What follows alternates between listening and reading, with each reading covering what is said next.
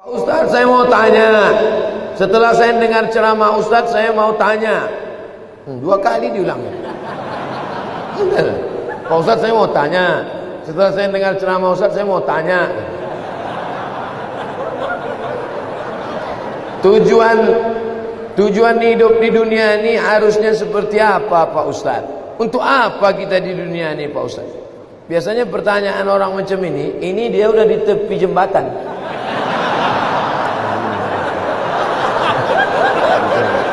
Untuk apa hidup ini? Udah streaming. Untuk apa hidup ini?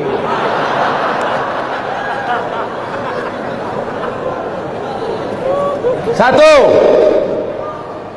Alladzi khalaqal mauta wal hayata. Allah menciptakan hidup dan mati. Untuk apa? Liyabluwakum ayyukum ahsanu amala. Supaya Allah melihat siapa yang paling baik amalah. Makanya kalau mau jadi pejabat, jadilah pejabat yang amalnya baik.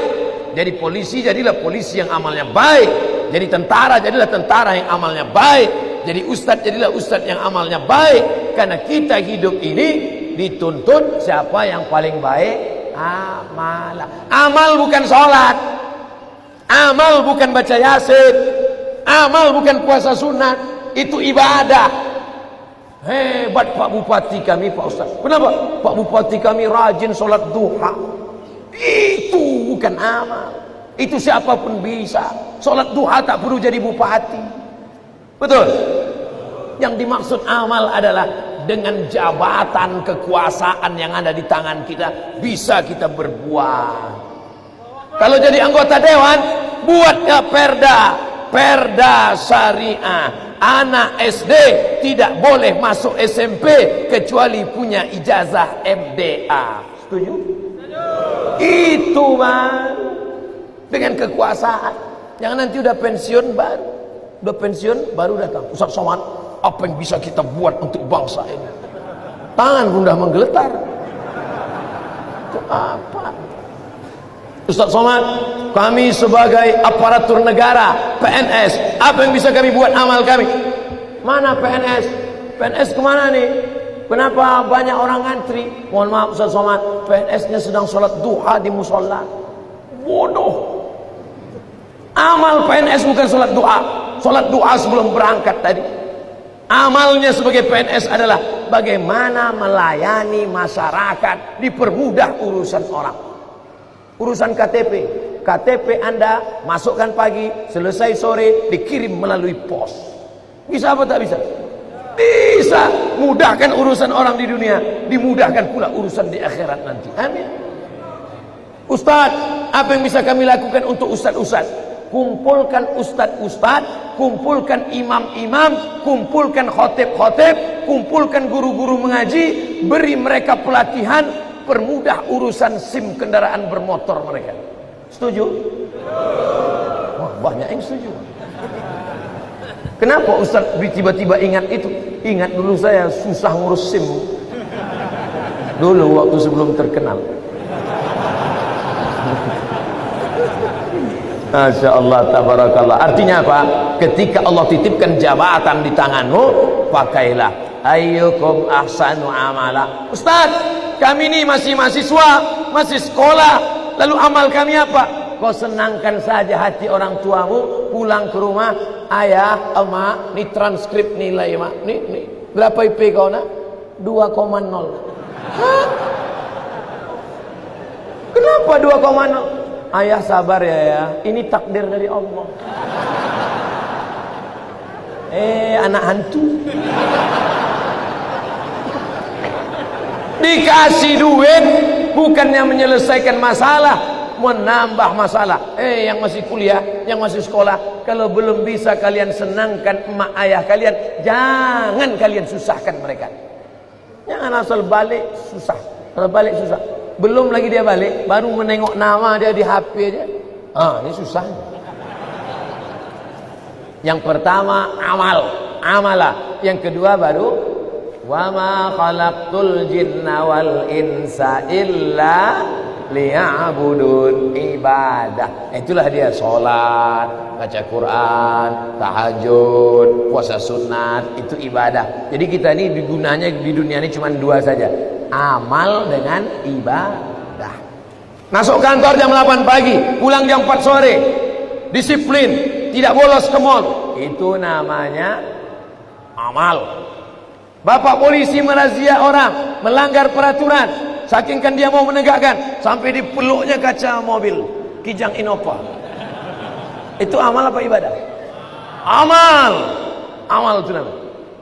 Ustaz tahu dari mana? Saya tengok tadi di Instagram. Dua itu saja tujuan kita hidup ini, amal dan ibadah. Perbaiki amal, perbaiki ibadah. Banyak orang ibadahnya bagus, amalnya tak bagus. Banyak orang amalnya bagus, ibadahnya tak bagus. Yang lebih parah, amal tak bagus, ibadah tak bagus. Siapa yang amalnya tak bagus, ibadahnya tak bagus, pergi ke jembatan Barelang. Untuk apa ke situ Pak Ustaz? Nah, jangan kau tanya lagi. Saking tak ada lagi kertas dah. Selamat menikmati.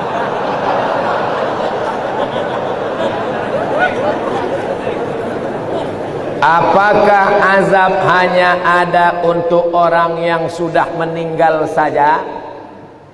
Allahumma inni a'udzubika min azabi jahannam wa min azabil qabri wa min fitnatil mahya wal mamat wa min syarri fitnatil masihid dajjal. Hadis riwayat Muslim.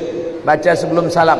4. Allahumma inni a'udzubika min azabi jahannam wa min azabil qabri wa min fitnatil mahya wal mamat wa min syarri fitnatil masihid dajjal. Tangannya tetap satu, jangan 4.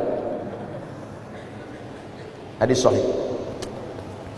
Menunjukkan dalam doa ini bahwa azab itu ada azab di dunia, ada azab di akhirat. Fitnatil mahya, azab hidup, ada azab hidup, ada azab akhirat. 2. Apa perbezaan cobaan dan azab? Salat rajin, puasa rajin, tak pernah mencuri, tak pernah maksiat, tiba-tiba sakit, itu ujian, karena Allah ingin mengangkat derajatnya. Minum khamar, mabuk, tiba-tiba sakit, azab dari Allah. Tapi azabnya itu pun juga Allah ingin menghapuskan silap salahnya. Makanya kalau ada orang sakit, ada 3 kemungkinan. Pertama, azab karena balasan atas dosa-dosanya, tapi di balik azab itu juga ada rahmat supaya dosanya hilang. 2, Allah ingin mengangkat derajatnya karena dia sabar menerima ujian. 3, Allah sudah menempatkan dia di surga tertinggi tapi amalnya kurang. Maka kata Allah kepada malaikat, malaikat kasih dia ujian supaya kalau dia cukup maka dia ditempatkan. Mudah-mudahan kita semuanya sudah ditempatkan di surga Jannatul Firdaus. Tinggal lagi menambah amal-amal kita. Ini udah kemarin nama dia di mana nih? Ini di Firdaus ya Allah. Amal dia gimana? Amal dia kurang-kurang sedikit. Buat dia agak demam-demam puyuh 3 hari. Kalau dia sabar masuk. Kalau nanti Bapak Ibu jamaah Tanjung Pinang masuk ke dalam surga, amin. Pas sampai ke dalam surga, tengok kanan kiri tak ada saya. Mana Ustaz Somad? Cari saya di ruang VVIP. Pendidikan Ustaz. Orang Islam mesti pede. Yang ngajarkan dia pede Nabi. Man qala la ilaha illallah Muhammadur Rasulullah dakhalal jannah. Siapa yang mengucapkan la ilaha illallah Muhammadur Rasulullah dakhalal jannah, masuk surga. Ini banyak orang, kau gimana masuk surga? Entahlah Pak Ustaz, enggak pasti. Apa tak pasti? Kau masuk surga, pasti masuk surga. Cuman masalahnya masuknya kapan? Nah itu. Ada yang antriannya panjang, pakai transit delay pula lagi. Nauzubillah.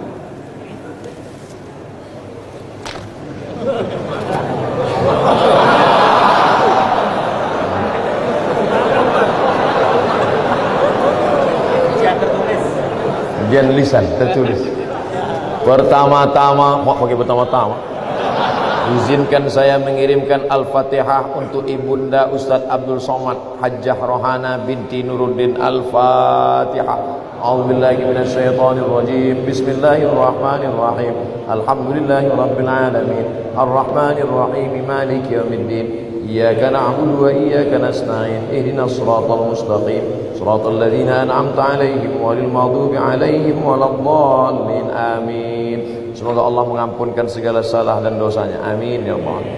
Ketika saya sholat berjamaah, saya berada di saf kedua. Ada makmum di depan saya, sholatnya batal. Terus saya maju ngisi saf yang kosong. Apakah yang saya lakukan itu benar?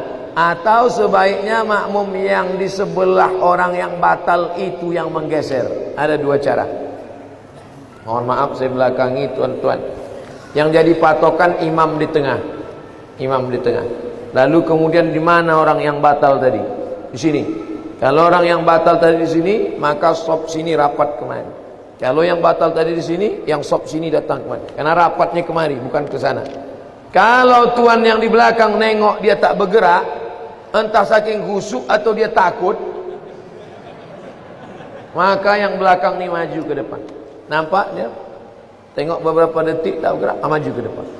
Nah, nanti baru yang belakang pula maju ke depan. Tak boleh ada sop kosong. Dua cara, samping ni ke tengah atau yang belakang tu ke depan.